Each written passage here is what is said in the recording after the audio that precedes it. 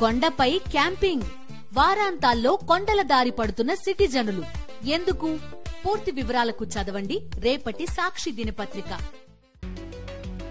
కేంద్ర ప్రభుత్వం ఆధ్వర్యంలో పరేడ్ గ్రౌండ్స్ లో తెలంగాణ విమోచన దినోత్సవం. పాల్గొన్న కిషన్ రెడ్డి, బండి సంజయ్, లక్ష్మణ్, ఈటల. తెలంగాణ విమోచన దినోత్సవం జరుపుకోవడం గర్వంగా ఉంది.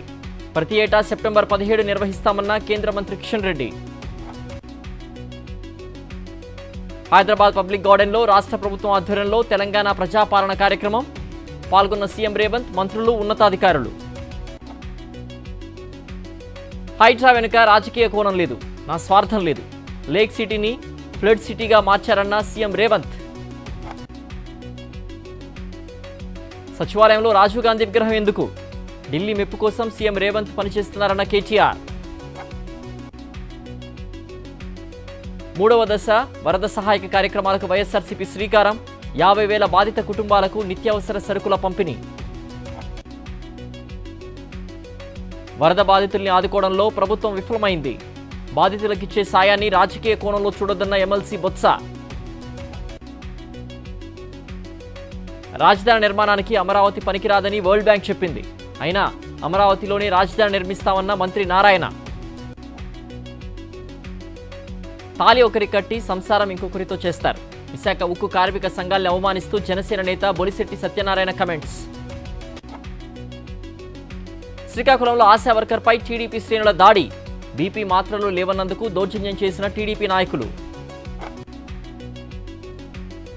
చంద్రబాబు పేదల వ్యతిరేకి అని మరోసారి నిరూపించుకున్నారు. ఏపీ ప్రభుత్వ స్కూళ్లలో సీబీఎస్ఈ రద్దుపై వైఎస్ జగన్ ఆగ్రహం. తిరుమలలో సాలూరు తెలుగుదేశం నాయకుల బరితెగింపు. టీటీడీ పద్మావతి వసతి గృహంలో చిందేసిన నాయకులు.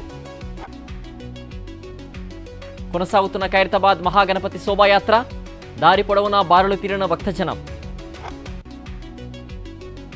ఎన్టీఆర్ మార్గ్లో నిలిచిపోయిన నిమజ్జనాలు. కసిపట్లో ఖైరతాబాద్ గణేష్ అనడంతో బ్రేక్ ఇచ్చిన అధికారులు. ఖైరతాబాద్ మహాగణపతి నిమజ్జనానికి సీఎం రేవంత్. మహాగణపతి నిమజ్జనానికి హాజరైన తొలి సీఎం. హైదరాబాద్ బాలాపూర్ గణేష్ లడ్డుకు రికార్డు ధర. 30,01,000 రూపాయలతో లడ్డూ సొంతం చేసుకున్న కొలను శంకర్ రెడ్డి. హైదరాబాద్లో రేపు ఉదయం 8 గంటల వరకు ట్రాఫిక్ ఆంక్షలు. 733 సీసీ కెమెరాలతో నిమజ్జన పర్యవేక్షణ. హైదరాబాద్లో మద్యం షాపులు బంద్. జీహెచ్ఎంసీ పరిధిలో 66 చోట్ల ట్రాఫిక్ డైవర్షన్స్. ఆర్టీసీ సర్వీసుల్లో మార్పులు. నిమజ్జనం నేపథ్యంలో అర్ధరాత్రి 2 గంటల వరకు మెట్రో రైల్ సేవలు. ఈవ్ టీజర్స్ కు చెక్ పెట్టేందుకు 100 షీటింగ్స్ బృందాలు. స్నాచర్ల కట్టడికి సీసీఎస్ టాస్క్ ఫోర్స్ ప్రత్యేక బృందాలు. తెలంగాణ వ్యాప్తంగా గణేష్ నిమజ్జనానికి 35,000 మందితో బందోబస్తు. కమాండ్ కంట్రోల్ రూమ్ల నుంచి ఉన్నతాధికారుల పర్యవేక్షణ.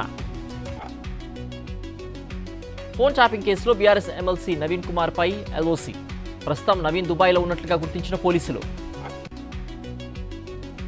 గల్ఫ్ దేశాల్లో మరణించిన కార్మిక కుటుంబాలకు 5 లక్షల ఎక్స్గ్రేషియా. జీవో విడుదల చేసిన తెలంగాణ ప్రభుత్వం. ఢిల్లీ సీఎం పదవికి రాజీనామా చేసిన కేజ్రీవాల్. కాసేపట్లో కొత్త సీఎంను ప్రకటించనున్న ఆప్. ప్రపంచంలోనే భారత్ ఉత్పత్తి కేంద్రంగా మారింది. డిజిటల్ ఇండియా విధానంపై ఇతర దేశాలు ఆసక్తి చూపిస్తున్నాయన్న అమిత్ షా. జమ్మూ కాశ్మీర్ అసెంబ్లీ ఎన్నికలకు సర్వం సిద్ధం. ఈవీఎంలు, ఎన్నికల సామాగ్రితో పోలింగ్ కేంద్రాలకు చేరుకుంటున్న సిబ్బంది. బెంగాల్లో దిగొచ్చిన దీదీ సర్కార్. జూనియర్ డాక్టర్ల 5 డిమాండ్లలో 3ంటికి ఆమోదం. అసోం కరీంగంజ్లో భారీగా పట్టుబడ్డ డ్రగ్స్. 42 కోట్ల విలువ చేసే హెరాయిన్ సీజ్. రాజస్థాన్ జైసాల్మర్లో ఆకట్టుకున్న ఆర్మీ ఎయిర్ షో. గగనతలంలో అట్టహాసంగా విమాన విన్యాసాలు. హిమాచల్ ప్రదేశ్ కులులో 2 నెలల తర్వాత ప్రారంభమైన బోటింగ్. సందడి చేస్తున్న పర్యాటకులు.